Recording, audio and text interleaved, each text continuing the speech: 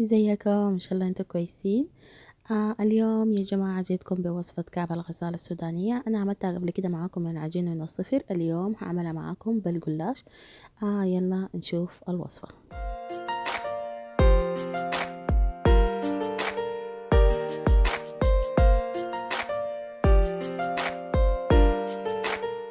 مكونات الحشوة عبارة عن كوباية سميد، كوباية لبن بودرة، ملعقتين كبار سكر، ملعقة كبيرة كاكاو، ملعقة صغيرة باكنج بودر ورشة ملح. عندي ملعقتين سمنة وملعقتين قشطة. عندي ورق جلاش. ويلا نشوف كيف حنعملها. أول حاجة بحمص السميد بتاعي شوية كده لحد ما لونه يتغير في النار. يعني على نار هادية متوسطة، دي متوسطة يعني. في الأثناء دي خلونا نعمل الشيرة، كوبايتين سكر، كوباية موية أو حسب الكمية اللي عايزينها، مع شوية ليمون، عصير ليمون. أخدهم في النار يغلوا لحد ما يتقل. هنا خلاص السميد كان خلص، جيت خديته في رجعته تاني في الصحن بتاعه. هشيل لبن البودرة، هحمصه في نفس الطاسة لأن كل المكونات في النهاية هترجع نفس الشي. وكمان هاجي أضيفه تاني. هنا كان خلصت كل الحاجات، جيت عشان أخلط المكونات الجافة مع بعض، السميد ولبن البودرة المحمص كلهم هكبهم يا جماعة مرة واحدة. زي ما شايفين هنا كبيت الكاكاو والسكر والبيكنج بودر ورشة الملح. رشة الملح اختيارية، ممكن تعملها ممكن لا، لكن أنا أي حاجة فيها سكر حلفي وسكر بضيف له شوية ملح عشان يشد القوام. شايفين هنا لخبطته تمام عشان يكون لونه كله متجانس وواحد. تاني ضفت ملعقتين القشطة وملعقتين السمنة، ممكن تكون سايلة يا جماعة، لكن أنا كده كده قلت ما بيحتاج، يعني كده كده حترجع في الفرن حتسيل. بس خلطت المكونات تمام لحد ما تكونت معي عجينة زي ما شايفين اهو.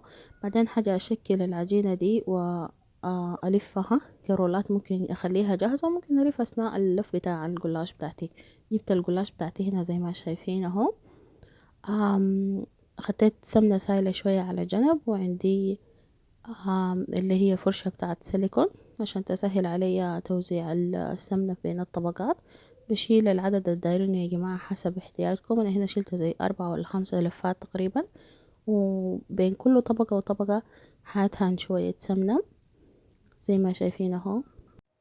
السمنة بين الطبقات بتخلي العجينة مقرمشة لما تخش الفرن، ويكون يعني متحمسة شوية، عرفتوا؟ فهخلص كل الطبقات زي ما شايفينه معاكم طبقة طبقة.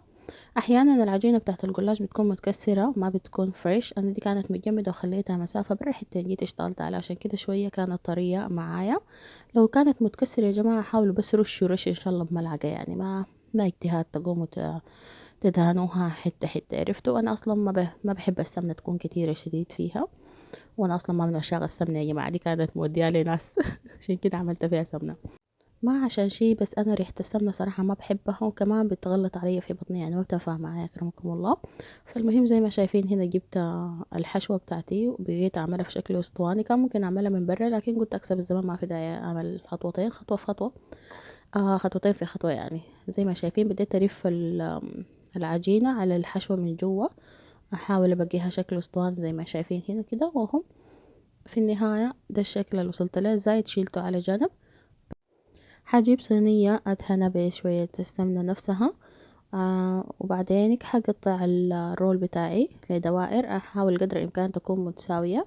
ممكن أشيل واحدة وأقيس عليها، لكن برضو يعني ما مشكلة يا جماعة، حتى لو طلعوا شكلها ما متساوي اتس اوكي، كلها حتتاكل يعني فهنا قطعت كنت خلاص كل الرول دي، وحاجة أرصه في الصينية.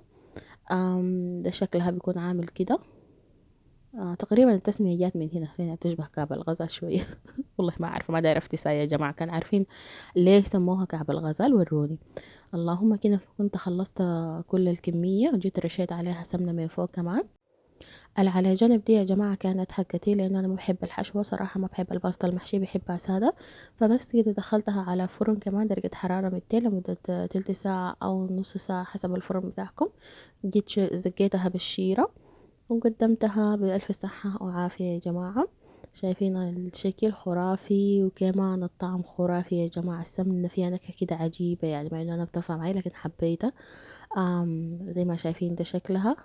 جربوها على طريقتي، سهلة وسريعة يا جماعة. اعتقد المكونات في كل بيت. حد ما الاقيكم في فيديو جديد، في امان الله، سلام.